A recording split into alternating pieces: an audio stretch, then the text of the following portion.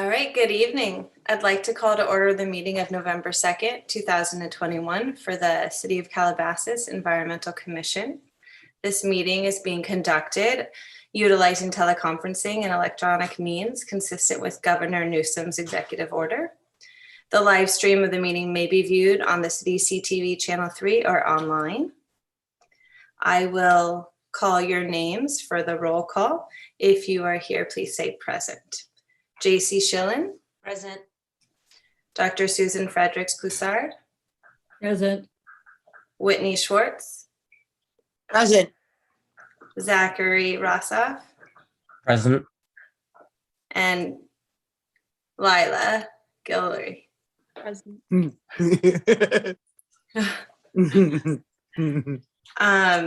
And we'll do the Pledge of Allegiance. Dr.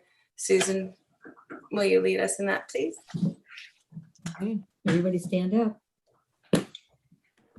I pledge allegiance to the flag of the United States of America and to the republic for which it stands, one nation, under God, indivisible, with liberty and justice for all.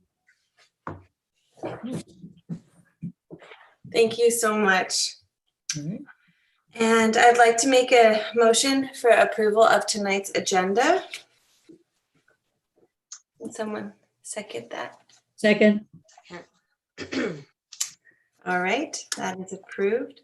And an approval, I'd like to make a motion for the approval of our minutes from our May 4th, 2021 meeting. Sorry, when you make a motion, you need to take the vote. Thank you, Alex. Appreciate that. So going back to the approval of the agenda, it was second. All in favor, raise your hand. Aye. Okay. Let me put it that way. So that passes. Now an approval of our minutes from May 4th, 2021. Let's make a motion. Motion to approve. Second. Okay, all in favor, raise your hand. Aye. Okay, all four of us pass on that. Thank you. And our mission statement. JC, will you please read that? I sure will. The mission of the Environmental Commission of the City of Calabasas is to advise the City Council regarding the stewardship of our environment as it affects the character of the community and the quality of our life of our residents. We strive to balance those elements that influence the degree to which our community sustains its social, economic, and physical environment while maintaining and enhancing our natural and cultural resources. Thank you, JC. Now it's time for oral communication or public comment. Is anyone here for that? I didn't receive any requests for oral communication. Okay, then we can move on to our agenda for this meeting. Number one, commissioners' comment. It's our chance to share what we've been up to and any thoughts we have. So who would like to start? Whitney, please go ahead. I'd like to say how thrilled I am to be with all of my fellow commissioners. This is truly in my heart, and as change makers in our community, I hope that even though we're on Zoom, we're still present to really making change. So I live on Mulholland Highway, and over the last few months, as I've communicated to Dr. Farazadi, there's been a lot of beautiful deer that have been killed by the speeding cars and also the silent electric vehicles. And so I am part of a group of Mulholland residents that are really concerned about somehow communicating to the drivers on this highway, which is called a highway, which is really just a community road. Yet, Since this item is on the agenda, you may want to wait until your item is up. okay, fine. I can interrupt you. But you Okay. can talk to us about the trash as well. That's like something we. Yes, so I've been communicating to the city about the trash. I mean, Mulholland, it's just really disgusting. I'm fascinated that Viewpoint does not ask their custodians to go 1 inch off of their own property because the trash is basically from Wild Walnut Park to Canyon Drive. And it's just really terrible. So residents, I gather residents, and sometimes we do street cleanups, but I have encouraged that the other part of the commission, the other city commissioner, I can't remember, traffic, or I can't remember the name of that commission, but they need to be cleaning up the corridor more often. And I suggested maybe asking if like Roots and Shoots could be part of it, or some kind of community effort to, if like, because kids need to get their community service. But it's just Mulholland is a trash can. It's really bad, and it's all the time. I'd like to figure out some kind of way, maybe a subcommittee, to just keep that corridor clean, because not only is it ugly and offensive and bad for real estate value, but obviously our animals are nibbling on all that and they don't know the difference. So if they smell or taste a package of food, they're going to eat it. So I have a lot of concerns just about their safety on the road and what they're eating in terms of trash. That was very nice. I like that. Thank you, Whitney. Everybody. Anything else that someone wants to share? I do. JC. I just want to say thank you to the commission and all of the members for participating in our pumpkin festival booth. And I was thrilled to meet everybody in person. It was great. We had a huge turnout, and I just was really pleased and very glad to spend time with all of you. And I hope that everybody felt the same way. I felt exactly the same way. And I was going to bring that up next and say how much I enjoyed meeting everyone too. And I have some ideas for the booth next year. I was really surprised how many people did turn out for the Pumpkin Festival. I like the fact that we had more people that came to our booth than I would expect it, but I do think that having the candy at the end of the table was a draw. And you know, I like the fact that we were giving out seed packets. And one of the things that I'd really like to do next year is hand out seed packets for milkweed, because monarch butterflies have a smaller and smaller area to feed off of milkweed, and they really have declining numbers.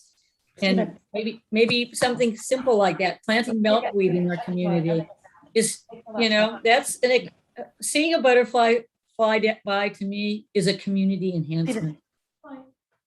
Someone work.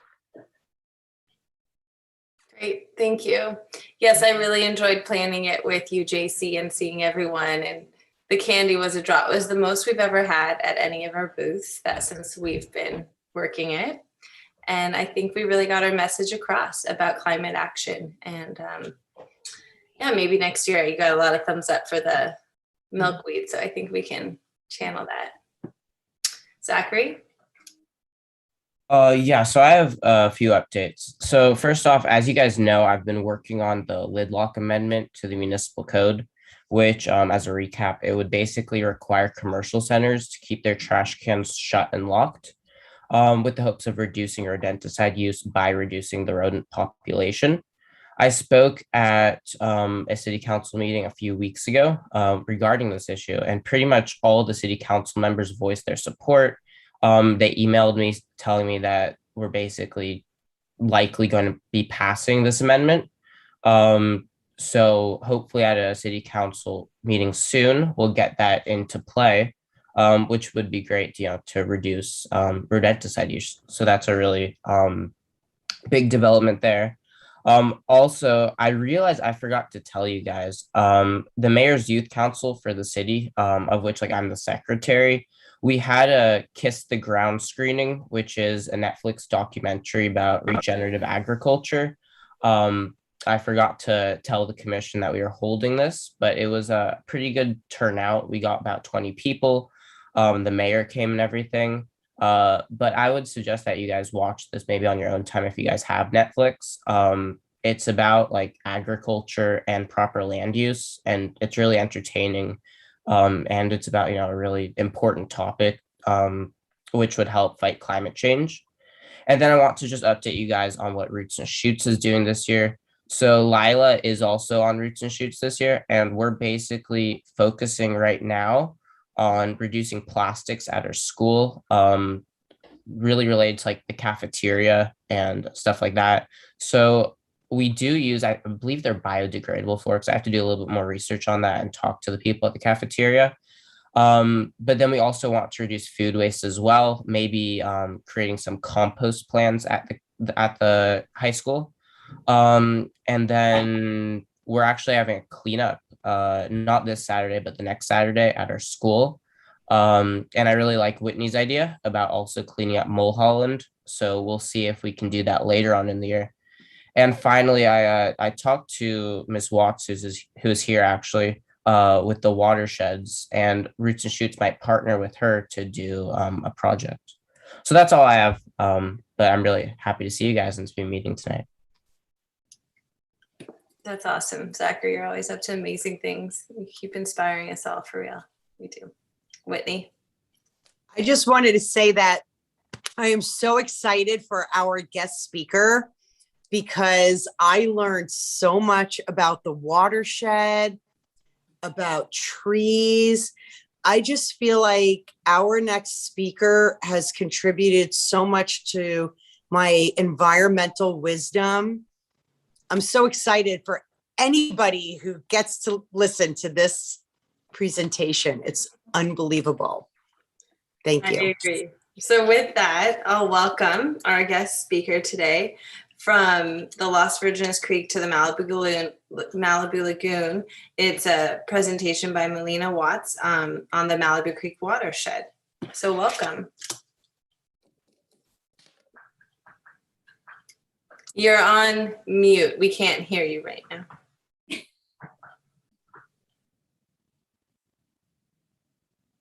Okay, there we go. All right, can you hear me now? Yes. All right, now can you see my screen? That's when it gets really exciting, as if I can manage to walk and talk at the same time here. Yes, we see your Yes. Okay. All right, is it okay? So we're good. Yay.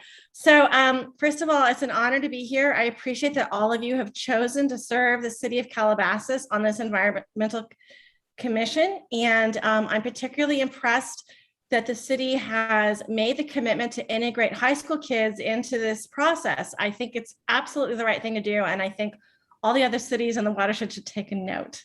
So you may want to start the slideshow, so you will have one slide at a time.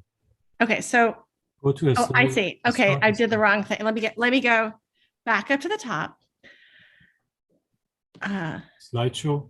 I'm working on it. I'm sorry. Slideshow. Ooh, there we go.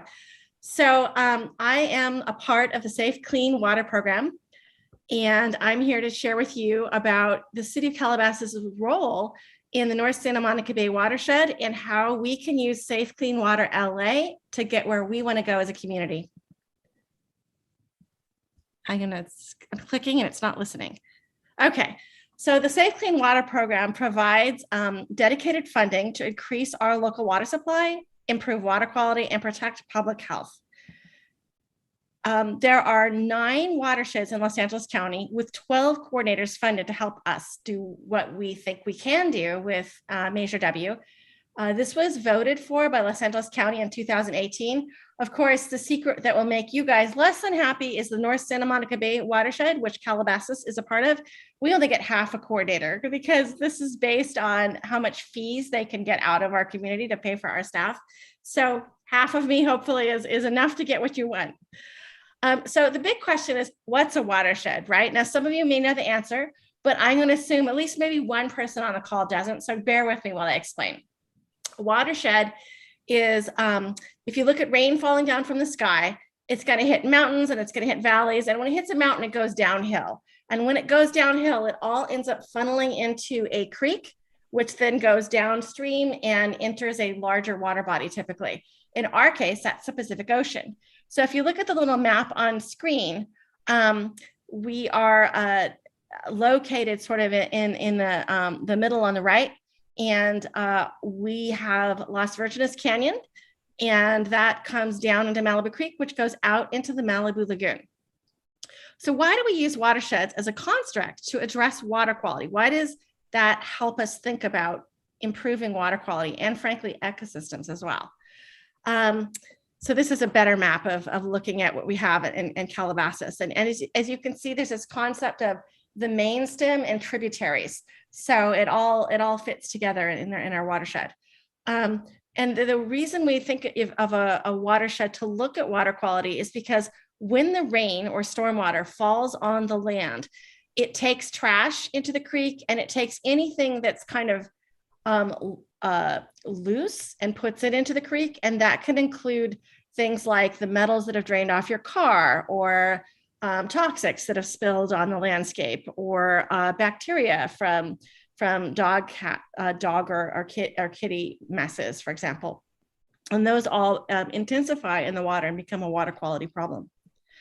So when we think about our watershed, we have a number of key species that we cherish in our watershed. And I've just drawn some at random. The most famous on the left is you have an oak. We love our mountain lions. We also have invasive species that we coexist with, including, like, for example, a sample peacock there. And then we have kids and people, and we are a part of the watershed too. The most important species in the Malibu Creek watershed, when we think about water quality, is southern steelhead trout. I'm going to see if I can move you guys so you can see this picture better. Let me see if I can, got rid of some of the.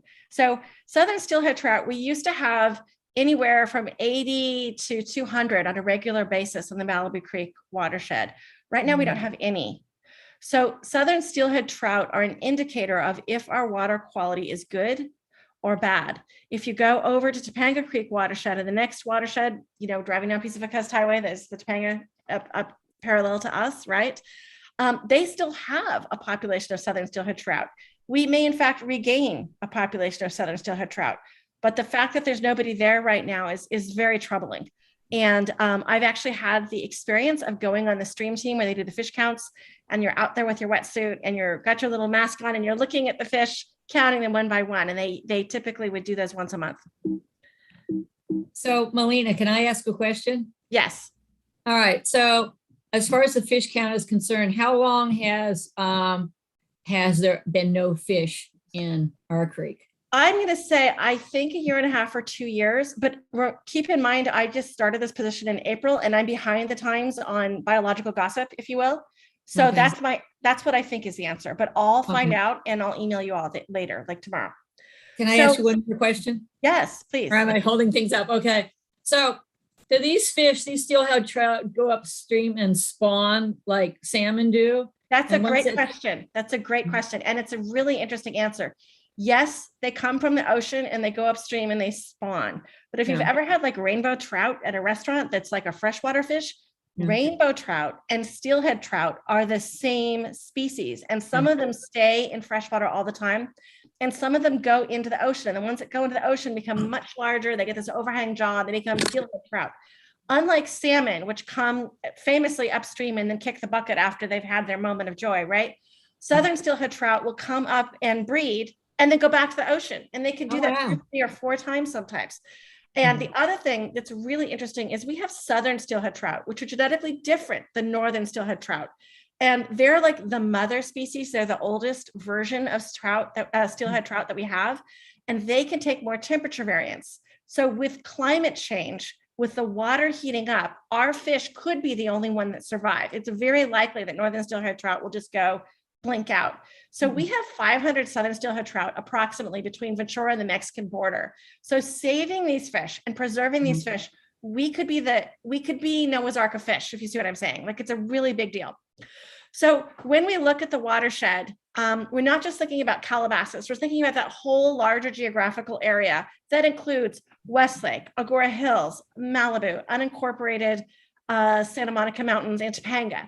And these areas all interrelate as a watershed because our water all kind of drains out into the Pacific Ocean. But they also interrelate as a larger biome, if you will, of our ecosystems and our cultural ecosystems intermeshing. So we've done a lot of stuff to clean up the water. And one of the things that's the most important is preserving open space. So about, I think it was 2003, correct me if I'm wrong, Alex, the Upper Las Virgenes Open Space Preserve was purchased. And that took like a huge number of cities and agencies and elected officials partnering together to chip in a lot of money to get it to happen. That land will now never be developed. And what's exciting about that is when you talk about the Malibu Creek watershed, the Malibu Creek, the main stem, the central spring where it all comes from is in this space, in the Upper Las Virgenes Open Space Preserve. And yes, that's a part of Calabasas, so be proud. Next screen. So one of the things that Calabasas has been working on for decades now is restoring Las Virgenes Creek. One of the tragic things about the development of Los Angeles County is in the 30s, there was a horrible flood, and LA River was greatly expanded from its boundaries, and we had naively built homes in the floodplain, and so a lot of people died. And everybody was like, oh my God, we're never doing that again. So Los Angeles County Flood Control started constraining creeks and rivers inside cement structures to try to channel floods directly to the ocean so that we wouldn't have more people die. So it's good that people aren't dying from floods, but there's other ways to get that same goal. You can open up the floodplain and take buildings out of it and allow there to be room for flood without people dying. So in Calabasas, there was this emotional sense of, wow, we kind of killed a bunch of our creek by the cement stuff. What if we rerun the clock and unbuild it? And Alex Farsadi has been heroic in terms of, really practical leadership to get us there. So there's 3 restorations at Las Virgenes Creek. One is located behind the Starbucks and Albertsons. And another is a little bit further down on Las Virgenes Creek. And there's a third one coming that will be near the park. So there's other restoration projects happening in the watershed that are interrelated with what we're doing in Calabasas. Medea Creek, which is located at Medea Park, which is sort of the heart of Agoura Hills, they also ripped out a bunch of cement and put their creek back together. And we're doing it inch by inch. It's very expensive. There's still more places to go, but to me, it's really compelling that you can bring nature back where you've obliterated it. It's a really heartening thing that we're doing. Okay, so here's the really brutal big project that's downstream from all of us. If you have gone to the beach, downtown Malibu Lagoon area, if you know where that is, Surfrider Point, right? And you come back up Las Virgenes Canyon like you're going to drive back home. About 2 miles in, if you stopped and looked over the cliffs, and I'll take you guys there sometime if you want to, you can look down and see this structure. It's 109 feet tall. It was built in the 1920s. It was meant to create water for a little ranch that was down there back in the day. Within 20 years, it was silted up. And so as you could see at the top of the frame, that creek is like mud and water that goes all the way up to the dam. And then there's a drop. And then there's the creek on the other side. The fish can't get over this dam. U.S. Army Corps did a study to see if they could take down the dam. And it's, I don't know, $100 million project now. It was only $8 million when I started working on it. But they did a study that looked at taking down Ridge Dam and 10 additional fish migration barriers. If we could remove the dam and these fish migration barriers, these poor little southern steelhead trout would have all of our creeks, including the projects Alex is working on, to go breed.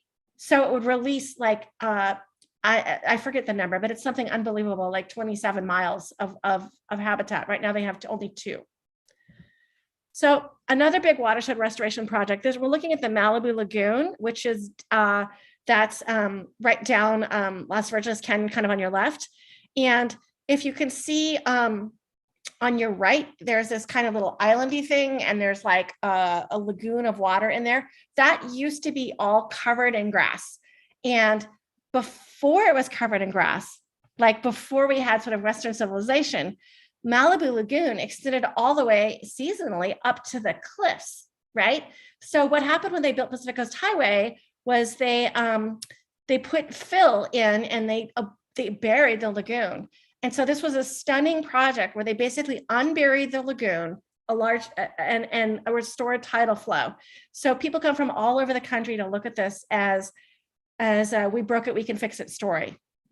And what's really touching, you guys, when they did this project, they had 200 volunteers all up and down from the Pacific Coast that came on their day off. They took off a day of vacation to come and help take out every fish by bucket and hold on to it until the digging was done and the water came back and put the fish back. And we didn't lose a single fish.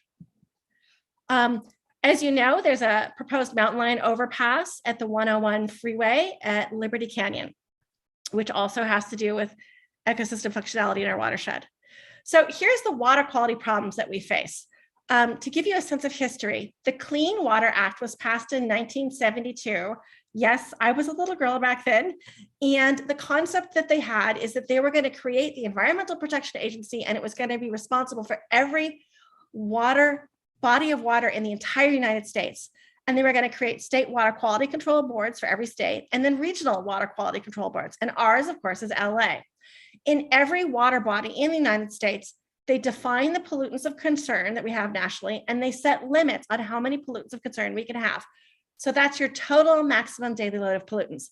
So one of the big ones in our community is we're supposed to have zero trash. And you can guess how much progress we have not made on that. Here is a trash pickup Agoura Hills did this year. Okay, so when we look at our water quality problems, they also include nutrients, which means too much fertilizer or too much horse manure, bacteria, which usually comes from dogs and cats, but can come from people when there's unhoused people who have nowhere else to go. We also have, as I said, trash, and then metals, and those are kind of the biggest ones that we're facing. So Alex and his team at City of Calabasas looked at the problems we face and realized that some of our problems are coming into Calabasas from upstream. Well, upstream is a National Park Service property, and they don't have enough money to tackle all their problems. So our city said, what if we built a trailhead at Morrison Ranch and provided parking with permeable paving to capture metals from the car, and provided places for horse trailers and horse manure pickup and trash cans, God knows we need them, and places for people to go to the bathroom and change their baby's diapers. That would solve all these water quality problems. And they were going to donate this design to NPS for free. That's the kind of like collective watershed first thinking that we're doing in our community. Next screen. Just as a matter of interest, there's a stormwater project up at View Ridge in Topanga. That's the first one that Measure W has funded in our area. This is a look at a project that's going to be upcoming in Liberty Canyon. It's called a Green Street, and the idea is to capture water as it comes off of properties upstream, up the hill, and then put it in through these little storm boxes that filtrates and cleans the water, and then it comes back out into the creek, better quality than it was coming off of the roads. We also have some major water quality solutions that are a result of living in a community served by Las Virginis Municipal Water District. I'd love to invite you guys to go on a tour to look at them. Literally, people come from literally all over the country and all over the world to see what we've done because we did it first. The Triunfo Canyon project, that's a picture right there, was one of the first place. It was the first place in the country to have tertiary treatment. That is what looks like chocolate milk, is wastewater from 90,000 people that's getting treated and getting the yucky stuff removed before it's allowed to be released into the stream or put on adjacent properties as sort of water for the spreading grounds. We have this thing called the Pure Water Project, which right now is a demonstration, but it's going to be built at Ladyface, which will take our wastewater and get it to drinking water quality. If you think that's not feasible, I'll share with you that they have got it up to such a high level that it removes estrogen from the water, which is so teeny tiny that if you can remove estrogen, that means you're removing everything else that's bad too. It's kind of a miracle. So some other water quality solutions. Stormwater, the question is friend or foe. You need stormwater to have, landscapes that are growing, but you also don't want it to capture stuff that's coming off of your roads and dump it in your creek. So capturing non-point source pollution is a big part of what we do in thinking about all of this. Stormwater can become a part of groundwater recharge, which is an important source of water in other parts of LA. Finally, stormwater sustains biodiversity and maintains stream flow. So you want to clean it up, but you don't want to starve your streams. Next screen. When we think of water supply, what I mean by that is where do we get the water that comes from our tap and our showers and also onto our lawns? We get it from a bunch of places. One of the most famous is Mono Lake. We also get it from this incredible thing called the State Water Project, which is half a dozen major sites all across California. The biggest and most famous is the Bay Delta, which comes from the California Aqueduct all the way up from San Francisco down to near us. The Colorado River Aqueduct is a really important source of our water. That's a picture of Hoover Dam there. And it's kind of one of the great ecosystem tragedies of American civilization. The Colorado River is so oversubscribed. So many states have a right to take water out of it that by the time you get to Mexico, what used to be the most gorgeous lagoon in the world, the source of so many different species, infancies, if you will, is a desert. So this is something we need to resolve. To understand where our water supply comes from, all of the water from all across the state of California that comes into Southern California is kind of managed by Metropolitan Water District, which then gives it out to other water districts to give to us. So it gives our water to Las Virgenes Municipal Water District, which then gives it to us. So you may be thinking to yourself, why does water conservation matter? This is the first time I think we've ever had a shortage on the Colorado River so much that they're doing water cuts. They're actually not going to give people the water that they're allocated. But again, why does water conservation matter? To get things in perspective of what should matter to us as environmental commissioners, this is a graph that's sort of a general suburban graph. I will share with you that the numbers are going to be more shocking for Calabasas and Santa Monica Mountains because Las Virgenes did a test on this. Look at that green section. That's landscape. Of all that precious imported water imported from all over the state, it says here 58% goes to landscape. The reality is in our area, it's actually 70%. That means if we stopped watering all of our gardens, we would only use 30% of the water that we're currently using. It's really shocking because that's when we're in danger of drought and really running up against how much water is there in California, it's kind of irresponsible to keep having lawns. So there's some options. We could do xeriscaping, which means low water use gardening. And if you make xeriscaping by using locally sourced native plants, the plants that lived here before Western civilization showed up, not only could you conserve water, you could restore ecosystems, and your backyard can become a part of the community of all living beings. That is Antonio Sanchez, who runs the NPS nursery and is probably the smartest native plants person I've ever met. So what does water conservation have to do with climate change? I was going to do this, guess the percentage of total energy in California that it takes to import water from Northern California to Southern California, but I can't see you on screen.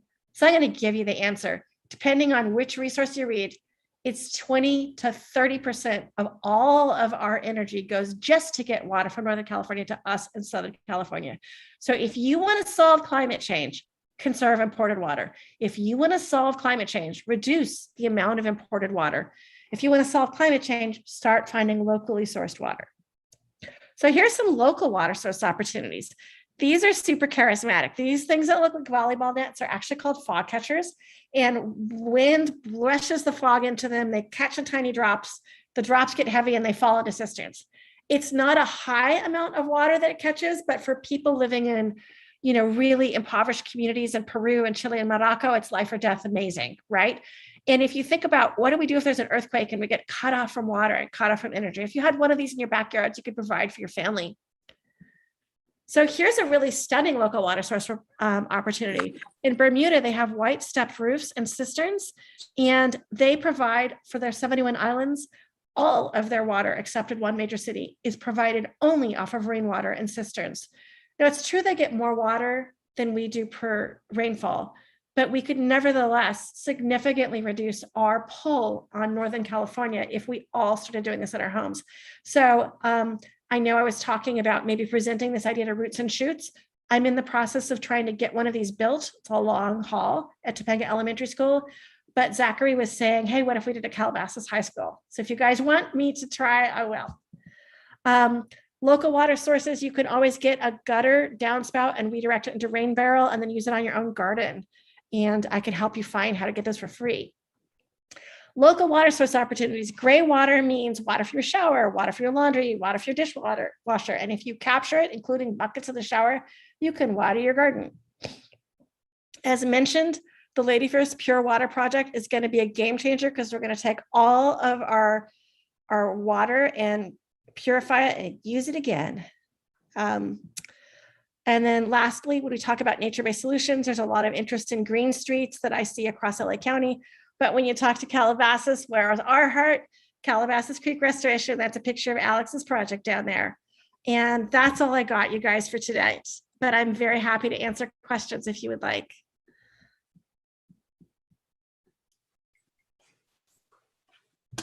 Are there any questions from the commissioners? Whitney, do you want to Whitney has a start? question. Whitney, what you got?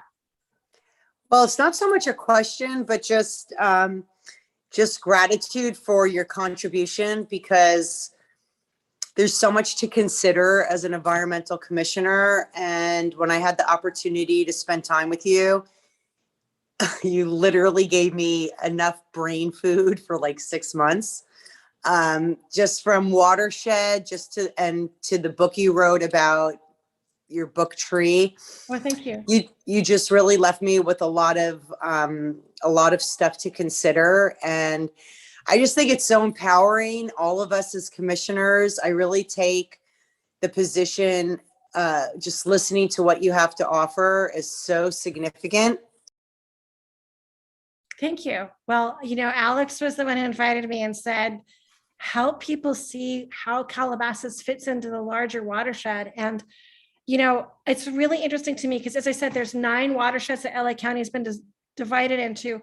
Our watershed in the North Santa Monica Bay is really the leader because our cities and agencies have been working like this, or rather like this, for 20 years. And that's why we've gotten amazing things done.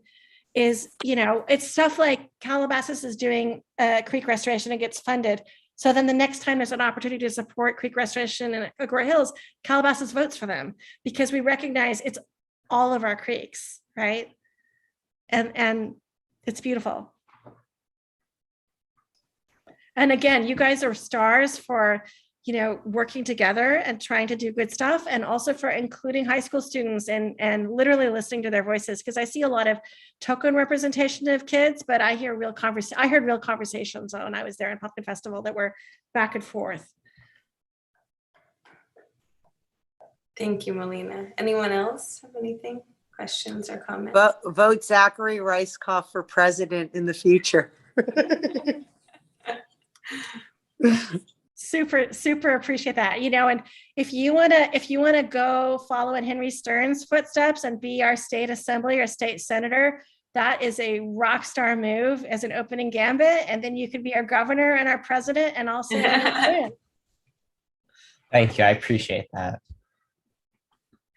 All right, Dr. Susan, I think you wanted to say something. You're muted though. Can you hear me now? Yes. Okay. The reason I asked you about the steelhead trout is because, with the salmon, they die, like you said. They go upstream and they die. So if that's cut off, then somehow those fish figure out where they came from, as you know. So if no fish were ever hatched in those areas, none would ever come back. But since you said these steelheads go upstream as much as 4 times. The other thing is it's usually 2, but they can do more.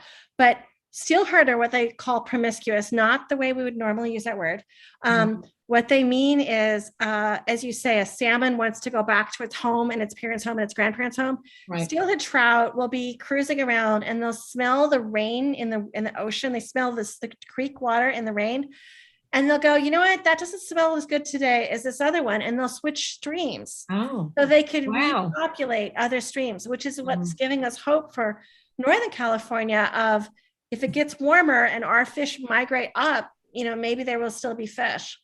But I can't tell you how awesome these fish are. The first time I went on a stream team in Topanga, there was this one fish in this one section and they kind of stick in their own space. And I'm like 5'6", you guys, and the fish is like 18 inches and I'm swimming towards it and it's coming at me and it's like backing me down. I'm like, dude, I'm getting muscled by a fish. Like, so they're really so worth the effort to try to save them. But I don't know if we'll ever get Ringe Dam down. It's such a big rock politically and economically. No, I mean, when you learn about fish, particularly salmon or trout, and how they find their way back and the very microscopic particles that they can pick up through smell to know where they have to return to. I mean, nature is fascinating and amazing. Yeah. And the other thing is, if you've only seen fish in a market, they're totally different in the creek, you guys. Like they look in your eyes and it's like a dog or a bird looking at you. Like there's a guy in there that's looking at you, and you realize gosh, they're sentient. There's a, and they want to be here and they want to thrive. And it really makes you want to commit to them, that seeing them in that context. So, but, in the meanwhile, here we are trying to fund our creek restoration in Calabasas. And, don't give up. Like every project that Alex and you guys are doing in Calabasas is going to someday be habitat for fish. The rest of it, let the other watershed drag their feet. You guys keep going. JC? Sorry, had to unmute. Melina, real quick, just a short description of what the project is there by the park. I thought that was part of the Ringe Dam, but it's not. It's just an extension of the middle part of the creek that was being restored. What is happening there? Alex, do you want to answer that? What part of the creek are you talking about?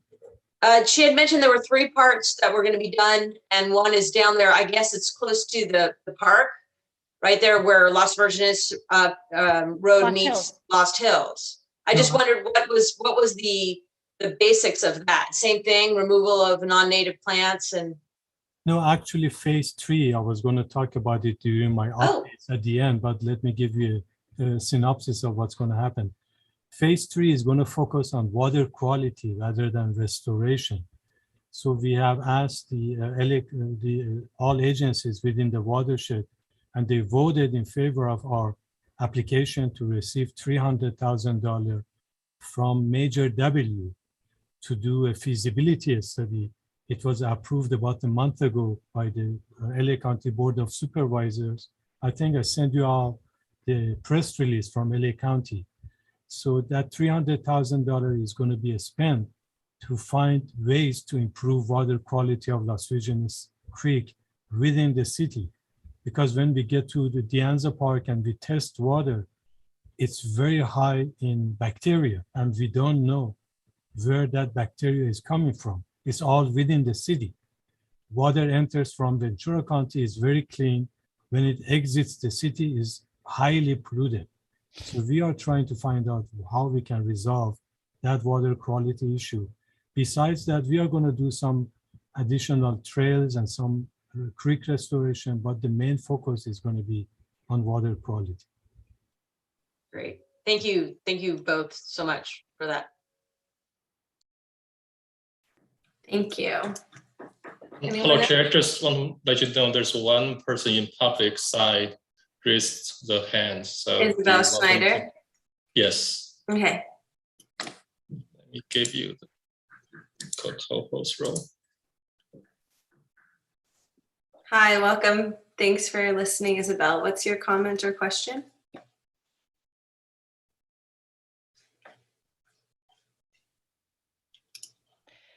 If you're having trouble unmuting, you might be able to type it in. I don't know on. Am I on? You're Yes. on now. Am I on now? Yes. Yes. Am I on now? Okay, I'm not talking to myself. Well, thank you, Melina, for this great presentation. Very uplifting and sure gives us hope. So thanks for that. I had a brief question. I was driving Las Virgenis a few times lately, and there is this irrigation water being put on the fields. And I think it has to do somehow with water reclamation, but what is this water? That's a great question. And I would have fit it into my speech, but I didn't want to talk all night. So basically, Las Virgenis Municipal Water District, as stated, receives all the fields for no apparent reason. Wouldn't that be gone into the watershed, or what's going on? I'm going to answer what I think your question was, and if I've missed part of it, please interrupt Isabel, me. when you were speaking, it was very blurry, just so you know. It's are you almost as asking- cold. Are you asking about the place where there's like big grassy fields on Las Virgenis Canyon where you see sprinklers going? She's Right? muted. So we Okay. don't want to confuse. I think that's what she's asking about, you guys, and I can answer the question. It's quite an interesting answer, actually. So Las Virgenis Municipal Water District treats all of our wastewater for basically 90,000 to 100,000 people, and I think it's 8 months out of the year, they are not permitted to release the treated water into the creek. They're only allowed to release it during winter months where the storm flows increase it so much they can't otherwise do it. And the idea is the storm flows also would dilute it, right? So during the 8 months that they have to keep all that water out of the creek, they take the treated, cleaned wastewater, which has gone through 3 levels of treatment, and they basically water these big grassy fields and then mow them down periodically and water them again as a way of putting the water to the field instead of dumping it directly into the creek. It is true that eventually some of that water does come into the creek, but it is kind of additionally treated by biofiltration at that point. Does that answer your question, Isabel? Hopefully. On a parallel note, when you're driving up with Pepperdine and you know they have those big green fields, grassy slopes in front of Pepperdine, that is all of their treated wastewater that's used for those grassy sections. So in both cases, what looks unenvironmental is actually our best effort to deal with, water that we don't want to go directly into the ocean or into the creek. So is there, you were talking about Triunfo that has this water treatment facility that will 100% clean it, including the estrogen? That's inaccurate. Currently, Triunfo does tertiary treatment, and the water that comes out of it is pretty clean, but it does have a slightly higher nutrient count than you would want to drink. Nutrient means like nitrate and stuff that you would use when you're maybe gardening, for example. So we take a lot of that treated wastewater from Triunfo and we put it in what we call purple pipes, and then it's used on like government grass or on golf courses or things like that, where the plants basically suck up the nutrients. We are not using it for drinking water. There is a brand new project called the Pure Water Project demonstration project. That's the building located next to Las Virginis Municipal Water District. And they have shown this new system they have can treat it so that even estrogen is a non-detect. That is going to be the basis for a new facility that will be built over on Ladyface, across the street from more or less Ladyface Ale, if you guys know where that is. And that's going to be the one where they treat it such a great quality that we can actually drink it directly from it. And Thank you. No one is doing this in Southern California. We'll be the first. And I have to admit, I'm pretty proud of our water district for this sort of Star Trek science level of awesome, Thank you. Thank you so much. Thank you. So with that, we'll end your presentation, but we have your information. And I think there's just a lot of partnerships and new connections that have started. So thank you for coming. Thank you, Alex, for inviting Melina. Thank you. And in parting, when in doubt, plant native plants. Yeah, good. I love that. Thank you. Thank you so much. All right, so now we'll move back to the commissioner comment because we went ahead a little quickly to introduce Melina off of Whitney's introduction. So I just want to circle back to commissioner comment and see if anyone had anything they wanted to say in that part. Lila, go ahead. Yeah, so I think a few of you may know about this already, but for my Gold Award project for Girl Scouts, I'm teaming up with the City of Calabasas, the American Red Cross, and the LA County Fire Department to bring Calabasas residents an informative virtual town hall on wildfire prevention and preparedness.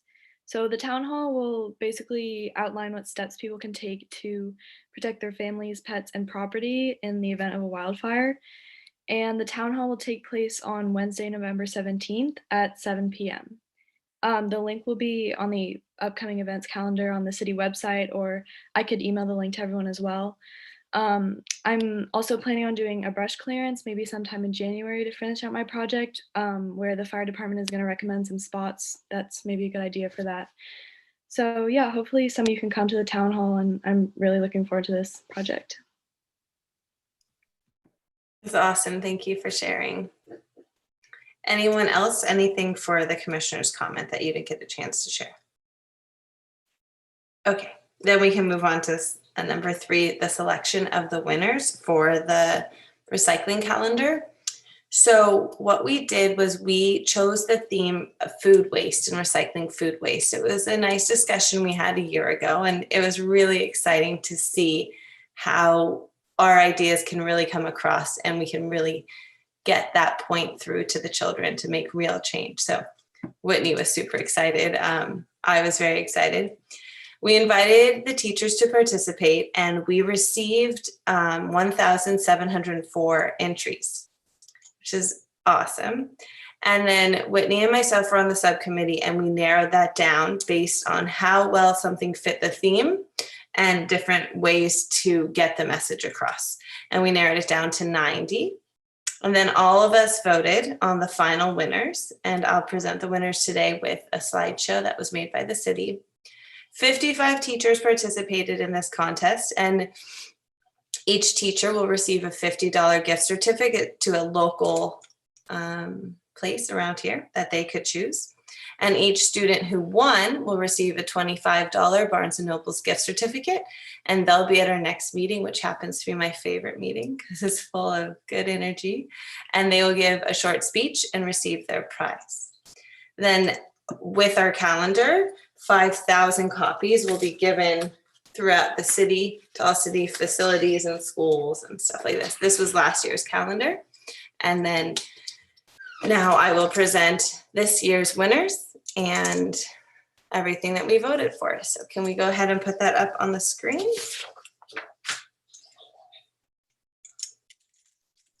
Are you going to share the PowerPoint or do you want me to share it? Oh, I can try to do it, Alex. Yeah, at the bottom, there is an icon, share a screen. Okay, 1 second. Alex and I have been emailing. And then the PDF, and then I can share my screen, Alex, from this screen, correct? Yes, you need to open up that PowerPoint. Share screen? Share it, yes. All right, do you see my screen? Yes, you need to go, when you go to Oops. slideshow. Sorry, Alex. In here. Through the PDF, Alex? Yeah, we can see it. Okay. I can make it larger. That's nice. Does that work for you? A little bit larger, if you can. I don't know how, Alex. I'm sorry. You can press the magnifying button on the bottom middle, just like the plus button or that. That's it. Yes. Thanks, guys. Okay, here we go. So this is the order that they will be. So this is not by grade, but this is just the order in the calendar. So the first winner is Jordan Kosaski, a second grader at Bay Laurel Elementary School, and her teacher is Miss Rudy. And we felt like this really got the point across about not having food waste. So that was a good one. Our second winner is Adriana Berlant from 5th grade, Chaparral, and the teacher is Miss Napier. So quite good work, really good stuff. Our third winner, congrats to Liam Benaboo, 3rd grade from Lupin Hill, and his teacher is Miss Arcudi. This one was really nice to see too. Don't buy too much food. Don't throw out leftovers, eat them. We got different ways to recycle food waste. So this one is a 7th grader, Grace Halicki from AE Wright, and her teacher is Miss Jaffe. So we were discussing about composting and how it's not always so easy. So it's important to talk about other ways to recycle food waste. And here we go to our next winner, Kaya Berger, the 2nd grader at Bay Laurel Elementary, and her teacher is Miss Bloom. Congrats, Kaya. This one was so simple, but got the point across with a fact, and that was so nice. So congrats to 8th grader Caitlin Mulligan from AE Wright. Teacher is Mr. Bostrom. 1/3 of all food is wasted. That's too much. And I liked this one so much too. Congrats to Adam Hendelman from 4th grade at Bay Laurel. His teacher is Miss Kadama. And all these options, with trash being the last. That's really good. Then we move on to Nicole Kenningsburg, a kindergartner at Bay Laurel, and her teacher is Miss Sternbach. So something that kids can really do, and hopefully having this calendar up, is just pack what you want to eat. Not more, not less, because it just gets thrown out at the end of the day when you get home. This is so cute. It's killing me. It's great. Fourth grade, Luciana Fisher from Chaparral, and the teacher is Miss Stevenson. Consider earthwise with every bite. Really take only what you want to eat. And they talked about packaging as well, which is great, because we always have to remember our old things that we talked about for recycling. This one's pretty clear too. This is a fifth grader at Bay Laurel Elementary. Congrats to Audrey Meduich, whose teacher is Miss Atkinson. So such good strategies that I really hope people will read. Make a shopping list, buy less. Very good stuff. This is our eighth grader from A.E. Wright, Caden Chiang, and his teacher is Mr. Bostrom again. So composting. It's really good, yeah. And here we have our first grader from Bay Laurel Elementary with the teacher's Miss Horn. Congrats to Keshet Eton. Feed your body, not the trash can. So less food waste. Love it. This one was fun. There were so many beautiful entries from this teacher, Miss Stivers. She must be the Spanish teacher at A.E. Wright. But congrats to Maya Kuti, a sixth grader, on her drawing about food waste, and we just loved it. Okay, and this is Kinley O'Connor. This is going to be the cover of our calendar. So congrats to Kinley O'Connor, a sixth grader from A.E. Wright Middle School, and her teacher is Miss Herrera. Eat what you buy what you eat. So be smart in what you do. So thank you and congrats to all the winners. Any questions from the commissioners about any of these? All right, I'll stop sharing my screen. So next meeting, those students will be present and they can speak on how they designed it or what they thought or how they researched it, and hopefully we'll learn a little bit more about them as well. Okay, so now that takes us to the selection of next year's calendar, seeing how we can really get a theme across and help kids learn what is on everyone's mind. We have about 10 minutes for this discussion. Like, what would you like to see? Remembering that it has to be about recycling in some form, because that's a sponsorship that we have. Yeah, Whitney, go ahead. I really like the idea of rethink and refuse. Wait, Yes. right. Rethink and refute. Wait, is it refuse? Yes, refuse. You don't want to take it. Rethink, Rethink. and then refuse. Yes. And then reduce, then reuse, recycle. But rethink. What could we rethink? What habits can we rethink? Yeah. Right? Can we That's use more what glass? can we use more glass containers? Can we use less Ziplocs? Can we compost? Like what? How can we rethink how about this? How can we rethink the planet's needs? How can we rethink the planet's needs? Yeah.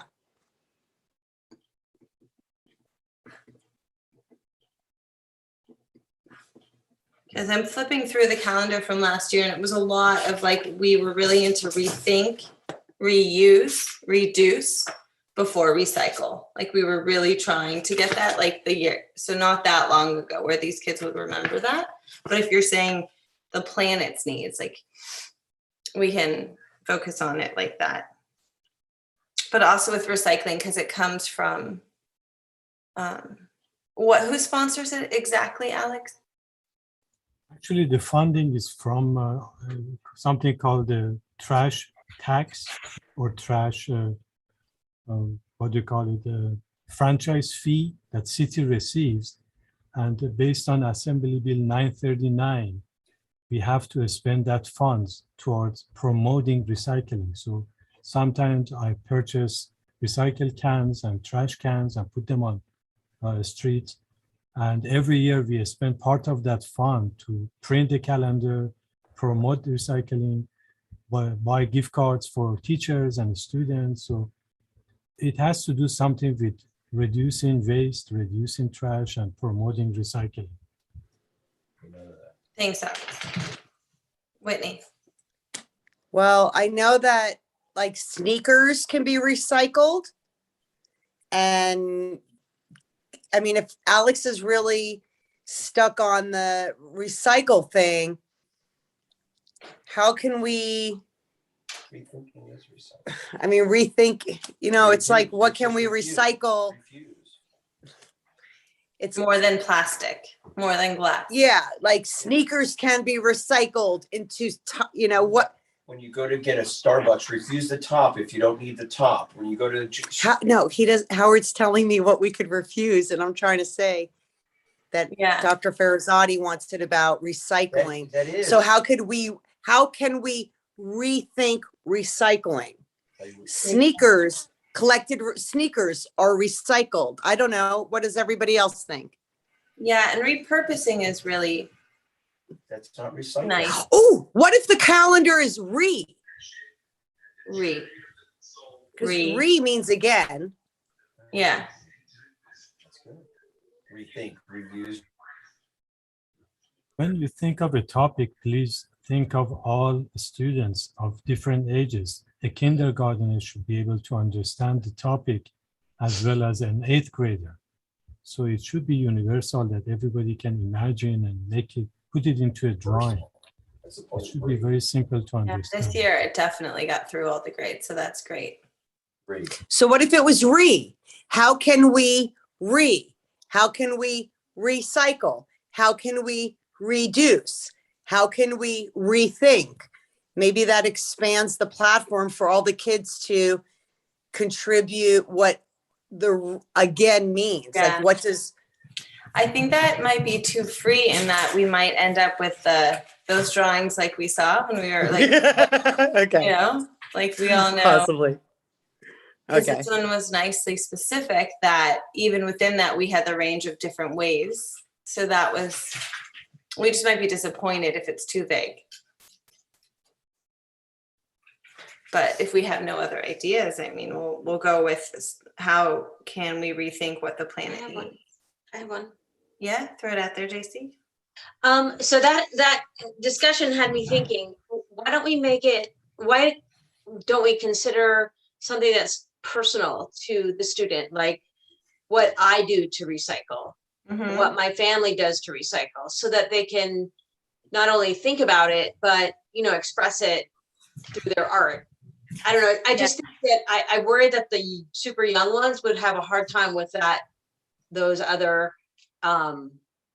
concepts. Recycle, I think everybody kind of understands. So anyway, just my thoughts, something more personal. Yeah, so I think 2 years ago, it was how my school recycles or how I can help my school. So if we bring it back to I, or even advocacy, how can I help others learn or something? Right.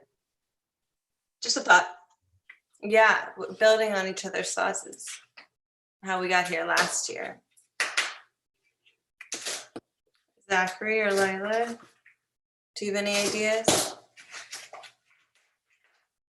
I do like the idea about like although I agree with what you guys are saying, that might be a little complicated for, I mean, the young kids. I mean, we could stick with just like reduce, reuse, recycle, but I feel like those have been like overplayed, and Yeah. I'm not 100% sure. Yeah, Whitney? You all know me as extreme. And this is the thing. Recycle is the last of the 3 R's. Yeah. So Dr. Farasati, with all due respect, it's the bottom of the ladder. So I believe if we have support of, I do agree that re is too broad, but when we just narrowed it down to food waste, we had 1,700 kids communicate about what food waste is. We have 1,700 ripples into the world of That's young people who are considering food waste. This is so It's very cool. significant. This is what we as commissioners need to do. Recycling, we get it. Let's empower our community powerfully with something beyond recycling. Please. So 2 years ago, the theme was how do I rethink recycling? So it was just so recently done though, Whitney, like if we dive into with water, we could focus with recycling water. I like that. That's like we're just inspired by that. Native. I like that a lot. Okay, let's stick with maybe water. I think that's fantastic. Oh, wow. Okay. Yeah, just because, for example, like my kids fill a glass of water, and then when I walk around the house, I've got 10 glasses of water. What am I going to do with it? Dump it? No. Pour it in a thing. Yeah, and like no, I collect it into a bigger bucket. I bring it outside. Hopefully get some entries about that. Yeah, I think that's And really we just good. got the alert today about the drought, and reducing. Yes. Okay, I like so that a lot. I'm seeing a lot of heads. So now we just have to like do the verbiage. So the theme was how do I rethink recycling last year, and the theme this year specifically, oddly enough, I don't have written down in front of me.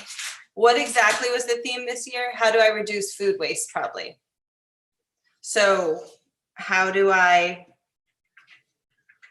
it seems like we like the how do I. So say it started with how do I recycle water? Conserve. Yeah. Would that fly, Alex? Conserve and not recycle? Because I think they like the word recycle. How do I conserve water, Alex? We can do recycle and conserve water. Yeah. Right. Yeah, totally. Okay. How do I recycle and conserve water? That's really good because you Yay. conserve water by not letting your water run, and you recycle water by saving glasses of water, or if your water bottle's full at the end of the day, you're not going to dump it in the sink. Mm-hmm. Yeah, and planting native plants helps. How about recycle, recapture, restore? Oh, I'm so glad you're still listening. Ooh, Recycle. I like that. I like that. recapture. Because recapture would encourage people to do stuff like, Mm, the capturing from the downspout in the bucket, the barrel, like they. Mhm. So. Yeah, the fog Mhm. nets and all that is recapturing and restoring. Is that by like taking out the cement and the dams and stuff? Yeah, All right, nice. And I like that it starts with recycle, so that fits. I think the thing, restore is my favorite word. Okay. Okay, so how do I recycle, recapture, and restore water? I don't know if you could restore water. So maybe if we're sticking with water, maybe it's just recycle and recapture. That is less wordy, and that is better for kids. Okay. that's Sticking good. with water, it seems what you said about the food thing being really easy for them to track one subject. So it's Yeah. focusing on water with the drought is really brilliant. Great. So then I'd like to make a motion for our theme for 2022's recycling calendar's theme to be how do I recycle and recapture water? Okay. Does someone Second want? it. I second. All in favor? Raise your hand. Aye. Okay, that's our theme. Isn't that cool how it comes to be? All right, Alex, I'll email you that. Can you Thanks. read Repeat it? one more time? Yeah. How do I recycle and recapture water? Okay, thank you. Thank you. Okay, that was great. So now we're on to our subcommittee reports. And I know we have a report on by JC and Dr. Susan, correct? Yes. Okay, Yep. I'll let you guys take over for that. Okay. Susan, are you okay if I get started, or how do you want to do this? Yes, and I want everyone to know that JC did a fabulous job on this, collected a ton of information. We had numerous discussions about it and wrote up a fabulous report. And I was definitely the secondary. She was the lead and she did a great job. And it was a privilege to work with her too. Thank Take it you away. very much. That was absolutely unnecessary and I appreciate it.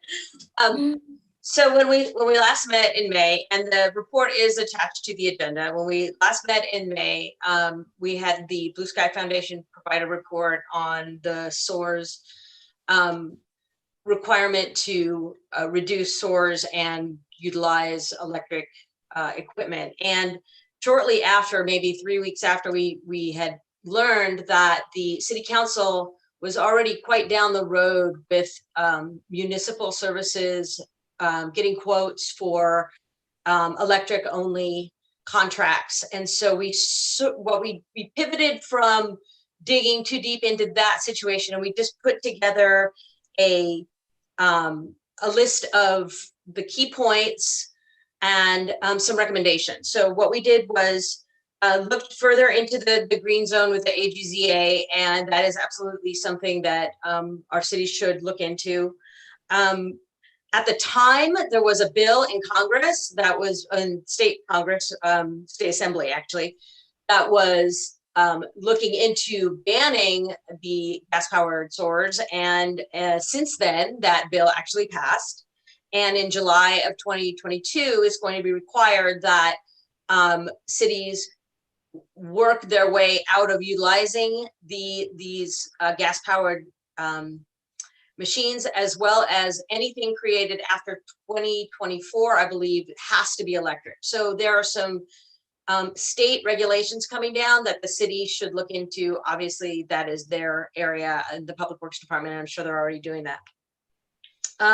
So one of the things that we actually, Susan and I worked on was, what can we do as a commission to inform the community through the report and through the information that we found. And I think that in order to get the residents on board, they need to understand the situation, and we could certainly put together communications to make them understand why it's important to get away from anything they're doing, to potentially talk to their landscapers about it, utilize the communication assets that are already in place here at the city website, the newsletter, the email notifications, social media, anything we can do to start bringing attention to getting away from these gas-powered SOARs. And then the final thing is that the South Coast Air Quality Management District does offer a rebate for equipment.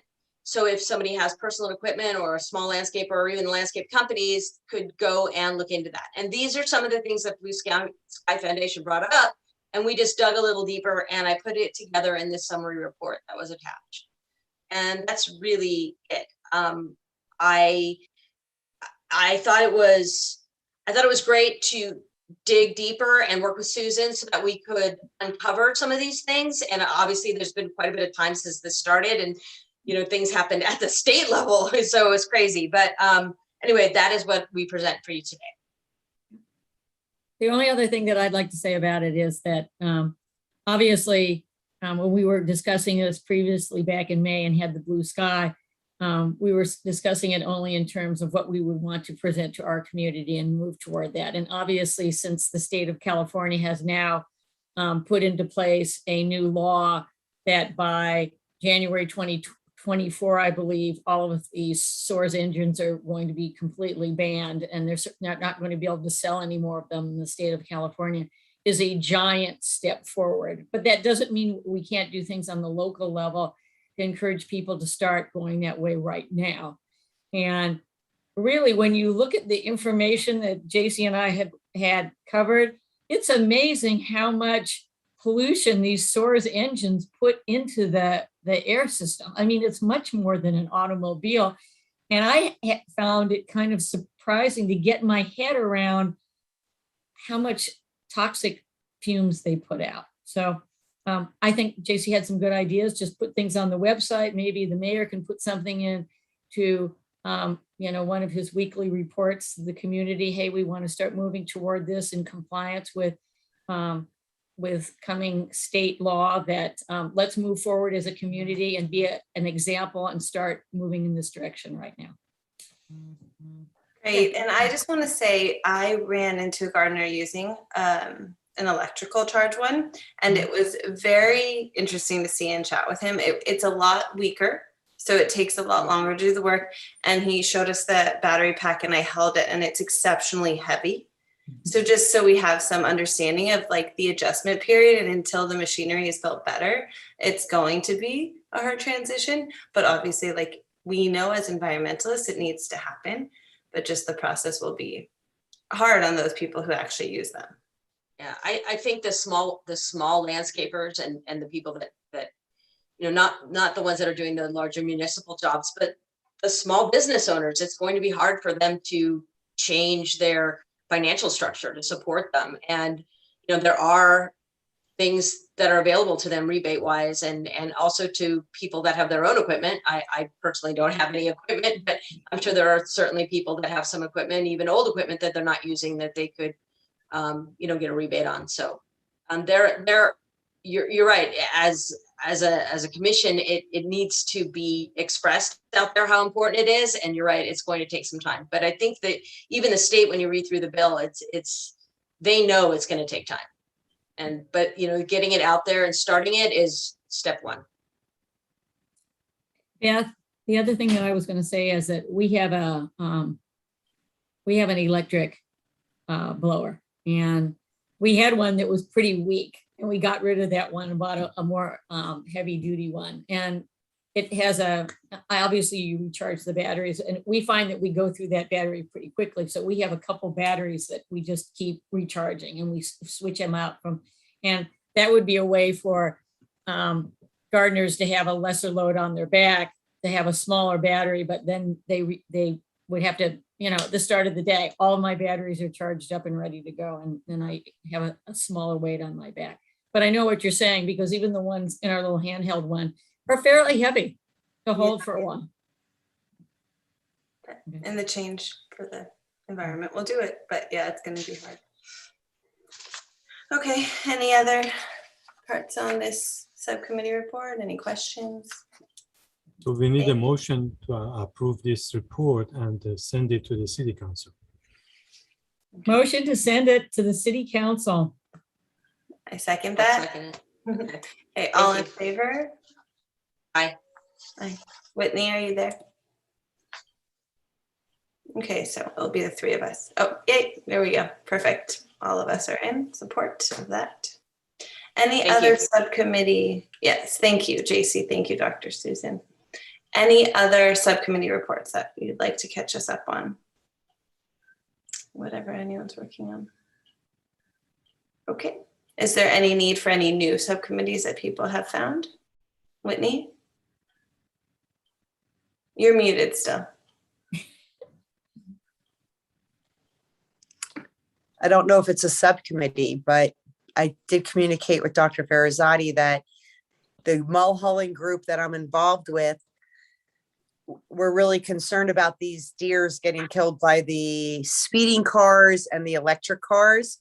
So I don't know if it's a subcommittee, if I'm on my own or if someone wants to join me, but me, along with the other community members, are going to create like a PowerPoint that we're going to share with the, I guess I need Alex's help on this because I can't remember the Traffic Planning Commission. Right. If you want to put up any signs on city roads and the street, it has to go through Traffic and Transportation Commission. They have the authority to assign or to decide about signage. We don't want to have too many signage. So they decide on how many signs, what kind of sign, what language should go on the streets and on city roads. So we can just make a recommendation, but the final decision will be based on another commission's decision. Yeah, so I mean, the Mulholland group that I'm part of has a few signs that we thought we would share with the planning commission. Like, because we already have speeding signs that don't seem to work, but maybe if we had a sign that had, that there's like a sign that has all the different wildlife. So maybe if it said slow down wildlife crossing instead of just a speed limit sign. That's what we've come up with so far. But again, like, I don't know if it's That a we are in subcommittee, item but number that's what 6. I'm working on. It could become a subcommittee and then you'd have the backing of the whole, like formally of the commission, which is nice. So if anyone wants to help me. Reach out to Whitney and then let us know and we'll do that to make a subcommittee out of it. Cool. I have a question. I have a question for Whitney. Whitney, do you find that the deer are crossing one area of the highway, or is it all up and so it's more one area? Because I Yes. live up here in at the top of Parkway Calabasas, and a herd of about 7 deer are constantly crossing the road in one area. And I really give my community a lot of credit because when a deer is in the area, everyone will just stop in both directions and wait until those deer cross. And I just love it when I come home at night and I see that the deer, and I see that everyone is respectful of those deer and letting them pass. So times out for just a deer crossing right in that area might be really helpful, that people are more aware. Yeah, I do agree, Doctor, that is true because, well, what I've learned is that deer stay within a square mile and that they like to graze on the edge.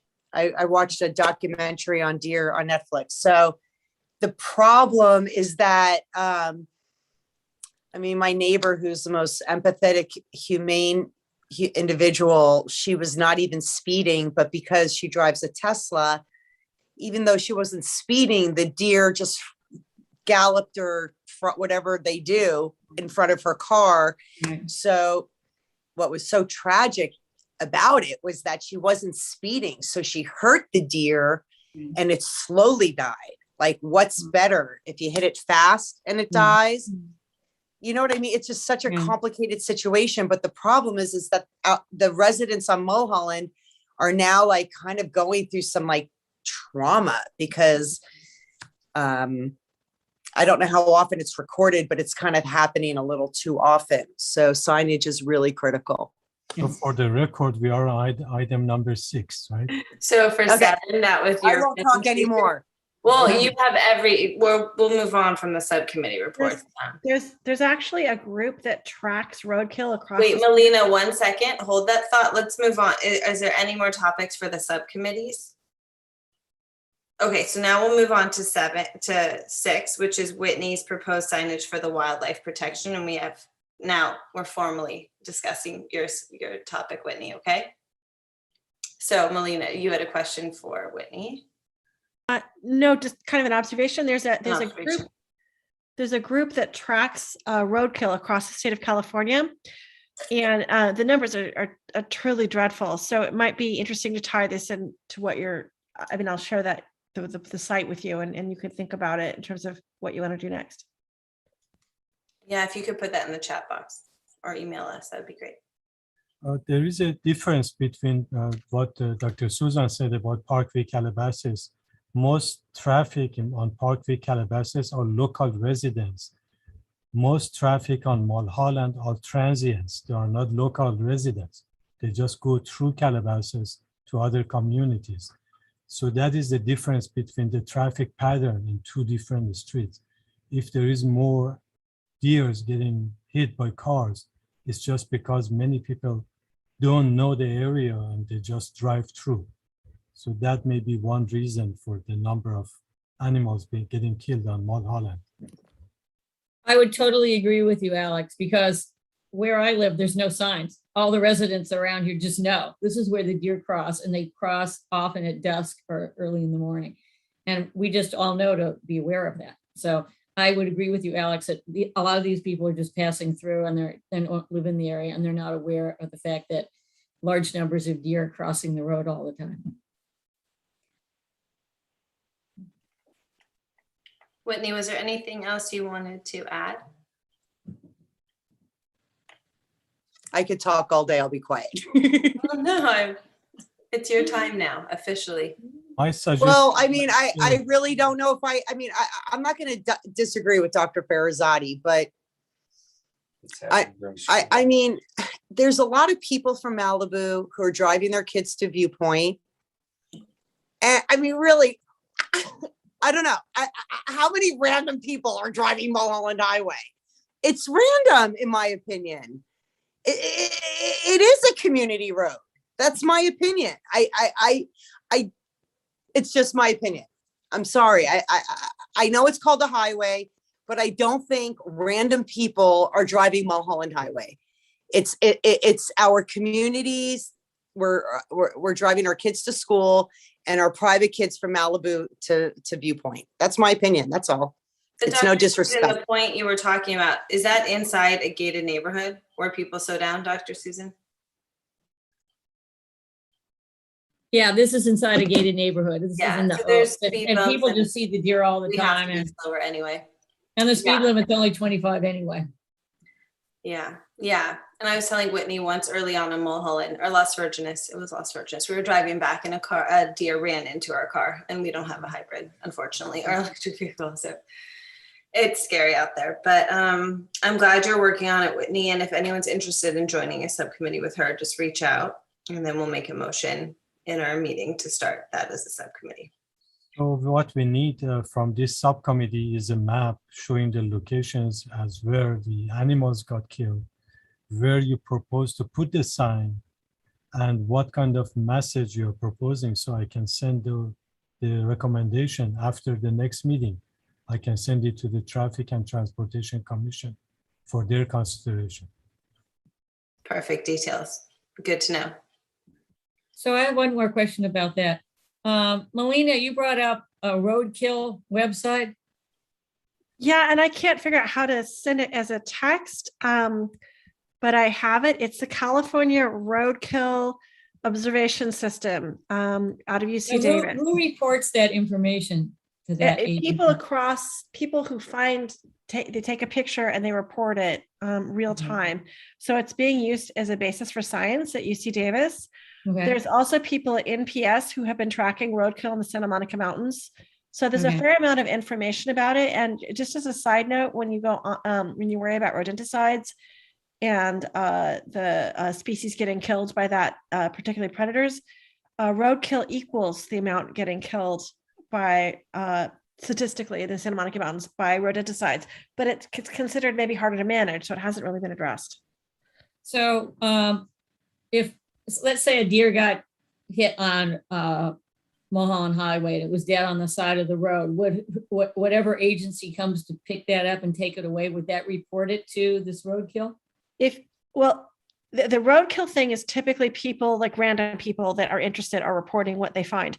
I believe that if I reach out to Dr. Seth Riley at National Park Service, that they have a team that is tracking roadkill in the mountains, and I'd be happy to have them come and talk to you if I can figure out who it is. Okay, but that figure is probably significantly undercounted in reality to what it really is. I can't speak to that, maybe. But I think in the Santa Monica Mountains, a lot of people are concerned and are reporting it. Okay, I had never heard of it before. So, I mean, if I see something now, I'm going to report it. Yeah, and it's significant in terms of like how many animals are mating and having kids, and how many of the kids are getting to adulthood, and how many are getting killed by roadkill. It's awful. It's a really high percentage. Okay, thank you for sharing that. That's what these meetings are so good for, just sharing tips like that. Okay, now we're moving on to Alex's updates on the city's environmental programs. Thank you, Alex. Thank you for the opportunity. I tried to turn on my camera, but for some reason it doesn't work. It just goes blank. So I will just provide you with a very few quick updates. One that we spoke about the phase 3 of Las Virginis Creek Restoration Project. As I mentioned, the LA County Board of Supervisors just approved $300,000 funding to conduct the feasibility study.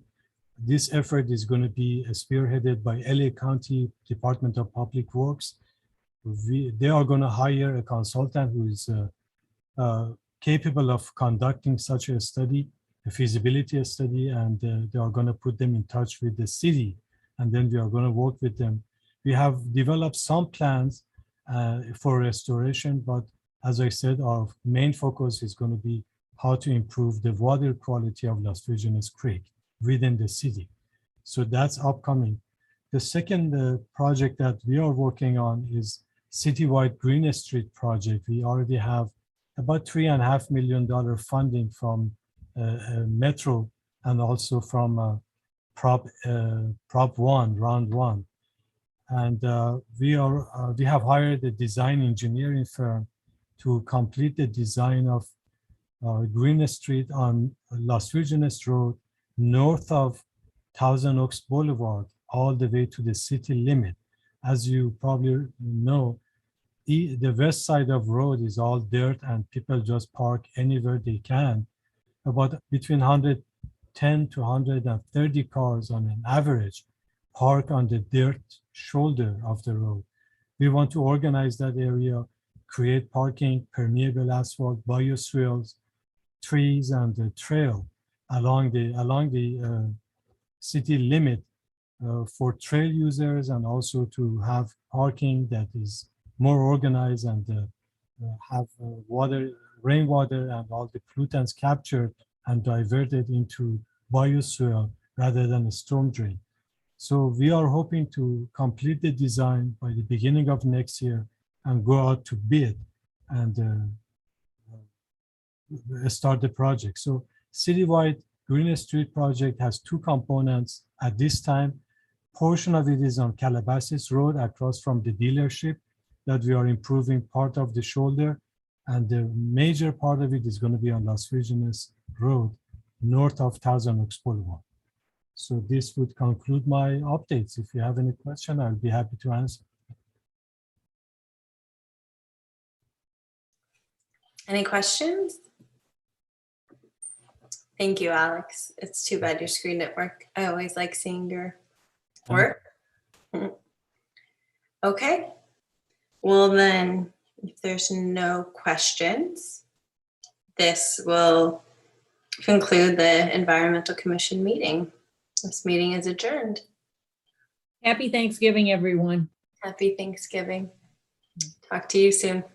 Thanks. Happy Thanksgiving. Have a good night. Bye, everyone. everybody. Take care.